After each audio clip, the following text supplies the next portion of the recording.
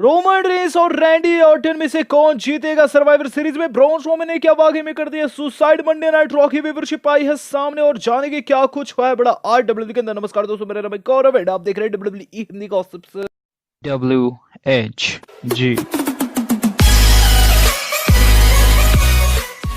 तो गाइस आज की वीडियो काफी धांसू होने वाली है। इसके अंदर दोस्तों हम कुल मिलाकर 6 से 7 बड़ी खबरें कवर करने जा रहे हैं, तो काफी मजा आएगा। होप करता हूं वीडियो को अंत तक जरूर देखेंगे। वीडियो की शुरुआत करते हैं the best in the world CM Punk की न्यूज के साथ। तो सीएम पंक फिर से दोस्तों चर्चा में आ चुके हैं और इस बारी रीजन है दोस्तों ट्राइबल चीफ। तो सीएम पंक ने दोस्तों ट्राइबल चीफ से फाइट को लेकर हामी भर दी है। हाल ही में एक फैन ने Q&A के दौरान ट्विटर पर सवाल पूछा था सीएम पंक से। सवाल ये था, क्या रोमन रेंस के खिलाफ आप रेसलमेनिया 37 में फाइट दे सकते हैं, वो भी मेन इवेंट में? जिस पर दोस्तों सीएम पंक का रिप्लाई आया कुछ टाइम बाद। सीएम पंक ये चीज लिखे कि मैं ओपनिंग मैच करने के लिए तैयार हूं, जो कि पूरे के पूरे शो को 67 घंटे का बना देगा। तो ऐसा क्यों कहा सीएम पंक ने? सीएम पंक ने इसलिए कहा क्योंकि दोस्तों बताया ये जा रहा है कि जो बीता हेल इन अ सेल PPV था, इसका सबसे लंबा मैच रोमन रेंस का ही था, जो कि शुरुआत में हमें देखने को मिला था और इसकी ड्यूरेशन 53 से 54 मिनट की बताई जा रही है, यानी कि लगभग 1 घंटे का मैच था। और सीएम पंक ने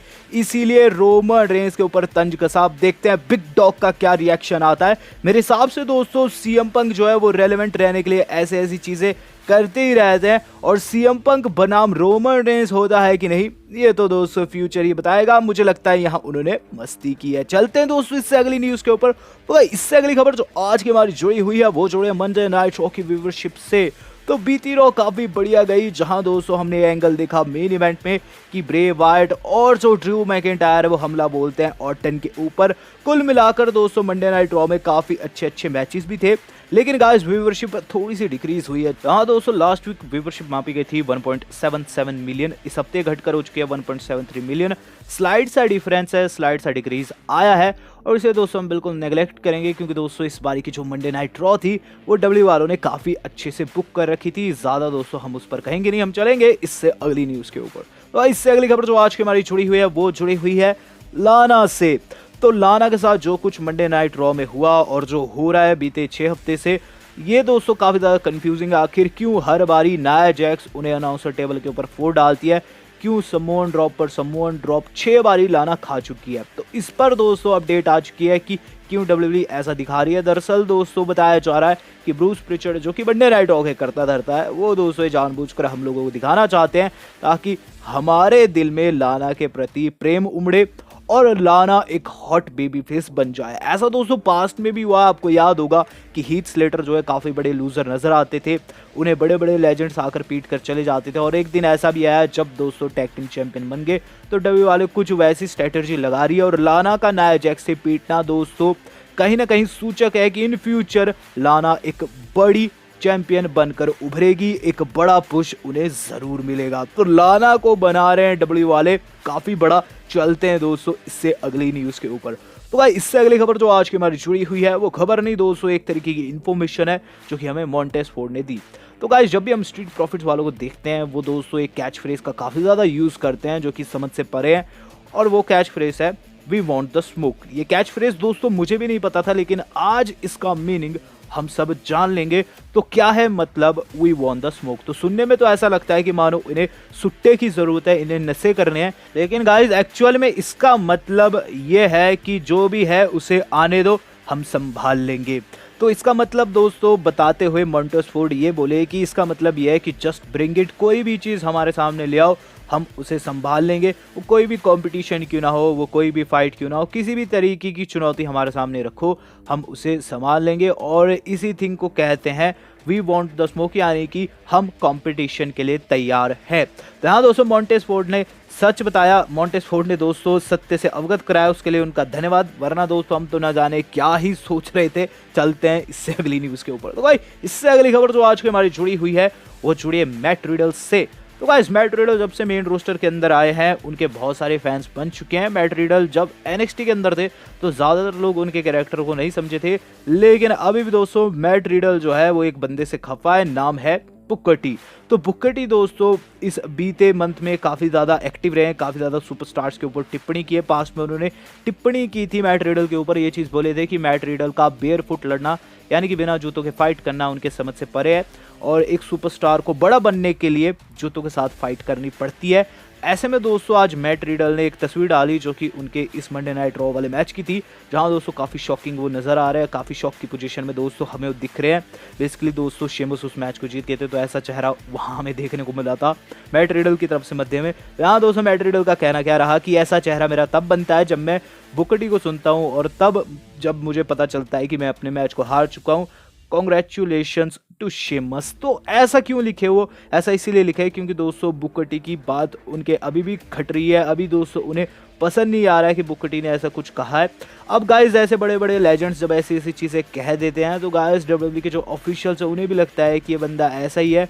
और जैसा मैट रिडल की बुकिंग है दोस्तों, मुझे लगता है कि डब्ल्यू वाले उन्हें सीरियस नहीं ले रहे हैं। अब मैट रिडल दोस्तों आगे क्या करते हैं और क्या रिएक्शन आता है बुकर टी का उस समय बताएगा। आपको दोस्तों बेयर फुट लड़ना मैट रिडल का कैसा लगता है कमेंट करके जरूर बताएगा। चलते हैं इससे अगली न्यूज़ के ऊपर। वह इससे अगली खबर जो आज की हमारी जुड़ी हुई है वो जुड़े हुए है दोस्तों monster among man Braun Strowman से। तो गाइस ब्रॉन स्ट्रोमैन पर एक रूमर काफी ज्यादा उड़ रहा था और वो ये था कि उन्होंने सुसाइड अटेम्प्ट किया है क्योंकि डब्ल्यू वाले उनकी काफी गंदी बुकिंग कर रहे हैं। तो ब्रॉन क्या बोले? ब्रॉन ये चीज बोले कि देखो मैंने कोई भी सुसाइड अटेम्प्ट नहीं किया है, सारे के सारे रूमर्स फेक है। दरअसल विंस मैकमैन की मेरे साथ एक मीटिंग हुई थी जिसके अंदर मैंने कुछ अपनी पर्सनल बातें उन्हें बताई और लोगों को लगा, मीडिया को लगा कि मैं ये चीज़ डिस्कस कर रहा हूँ कि मेरी काफ़ी गंदी बुकिंग है और इसके चलते मैंने सुसाइड अटेम्प्ट भी किया। ऐसा बिल्कुल भी नहीं है। हाँ मैं काफ़ी ज़्यादा चिंता में रहा हूँ इस पास्ट समय में, इस पास्ट ईयर में काफ़ी ज़्यादा चिंता में था, लेकिन ऐसा बिल्कुल भी नहीं है। मैं किसी तरीके से परेशान हूँ डब्ल्यूडब्ल्यूई वालों से। डब्ल्यूडब्ल्यूई मेरा होम है और मैं डब्ल्यूडब्ल्यूई को छोड़कर कभी भी नहीं जाऊंगा। तो यहाँ दोस्तों ब्रॉन स्ट्रोमैन ने हमें ये चीज़ भी बता दी है कि वो डब्ल्यूडब्ल्यूई के लॉयल रहेंगे, कभी भी ईडब्ल्यू या फिर इम्पैक्ट जैसी कंपनी में नहीं जाने वाले, ना ही दोस्तों उन्होंने कोई सुसाइड अटेम्प्ट किया। हम चलते हैं आज के अपनी मेन खबर के ऊपर। तो गाइस मेन खबर पर जाने से पहले बात कर लेते हैं 1xBet की। 1xBet दोस्तों एक तरह की बड़ी वेबसाइट है जिसके ऊपर आप कई खेलों को सट्टा लगा सकते हैं। चूंकि आईपीएल का सीजन चालू है तो काफी सही समय। लिंक दोस्तों मैंने दे रखा है, पिन करके क्लिक कीजिएगा, यूज कीजिएगा हमारा प्रोमो कोड जरूर। आज की मेन खबर जो जुड़ी हुई है वो जुड़ी है दोस्तों ट्राइबल चीफ रोमन रेंस से। तो गाइस रोमन रेंस बनाम रैंडी ऑर्टन, कौन जीतने वाला है ब्रीफ में डिस्कस कर लेते हैं।